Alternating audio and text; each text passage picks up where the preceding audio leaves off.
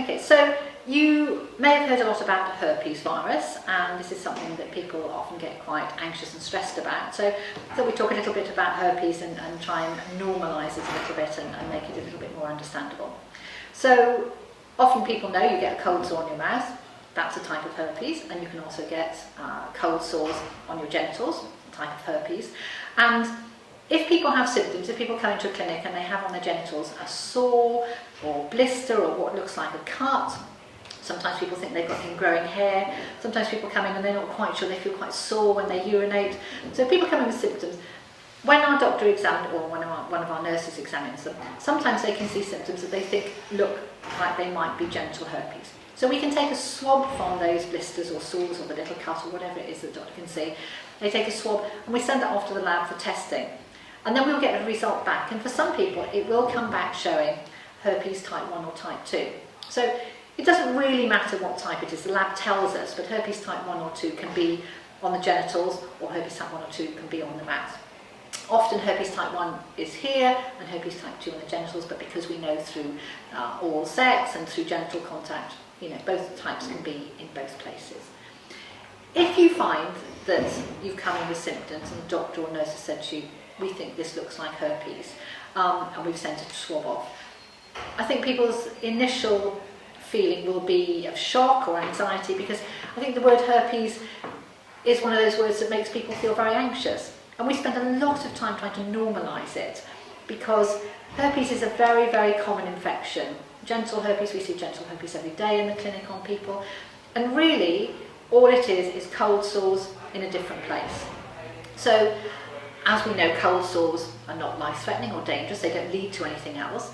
The same way as if you're told that you've got genital herpes, it's not life-threatening, it's not dangerous, it doesn't become anything else, it doesn't lead into something like cancer. Some people worry about that.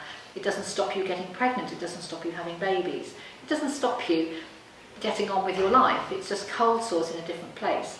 But we totally understand that people feel very anxious about it.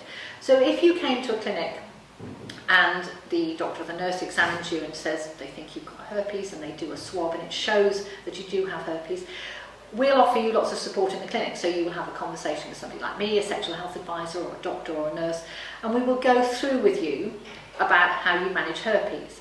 And genital herpes behaves a lot like cold sores do on the mouth. So with cold sores, people often get 1 or 2 or 3 a year, they come and they go. It happens the same on the genitals. So people may just have an initial outbreak, or they may have a couple during the year. But although it's not an infection that can be cured because it's a virus, it's treatable. So if people get symptoms, we can give them tablets called acyclovir that you take while you've got an outbreak, and that makes the outbreak less painful and helps clear the symptoms up more quickly. But often, once people have had their first outbreak of herpes, and that tends to be the worst one, once people get future outbreaks, they tend to be much milder and much more manageable. So sometimes people don't even bother taking the tablets. The tablets are just to help the symptoms.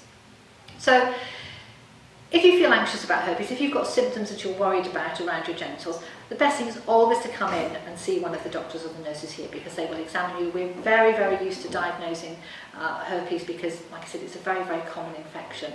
We try and destigmatise it, and we try and normalise it, because it's something that's so common. You will inevitably know somebody who's got herpes. People often don't talk about it because they're worried that people will, like I say, will ostracise them or not want to have sex with them. And it is quite complicated moving forwards once you have had herpes. It can be quite complicated to think about how you and yourself manage that, and how you talk to people maybe about the herpes moving forwards.